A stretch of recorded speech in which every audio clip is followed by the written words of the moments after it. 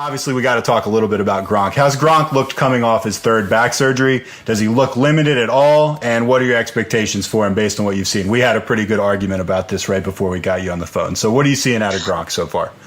I think, honestly, just him being out there for OTAs and minicamp is a great sign. I mean, you look at him and how many injuries he's had in the offseason, how many surgeries he's had. It's really, honestly, a rarity for him to be out there during these, voluntary sessions, just because he is Gronkowski and they want to be extra, precautious with him. So the fact that he's out there and participating, at full strength, being in these 7-on-7 and 11-on-11s is a great sign. So I think that, he's on his way to a great season. And then also I think he might be motivated a little bit by that new contract, the way that they did that with the incentives, that he's going to want to, go all out, make sure he gets the all-pro status to get the highest, figure. I think it's upwards of $12 million. So I think, cross your fingers, because you never know what the type of player that he is, that he could suffer another injury like he did last year. But I think he's well on his way to another big year. You think when he plays, he's going to be a monster, basically?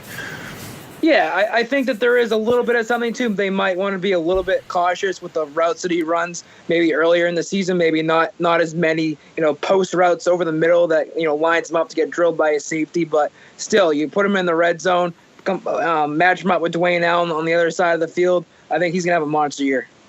All right. Yeah, he's a bet for a touchdown a game when he's out there. I mean, if he makes it through 16, I'd set the over/under at 14.5. Okay, what would you set the odds on, Wolf, big talker, on him making it through 16 games? What odds would I have to give you for that? I mean, you can't talk like, if he does 16 games, he's not going to do 16 games.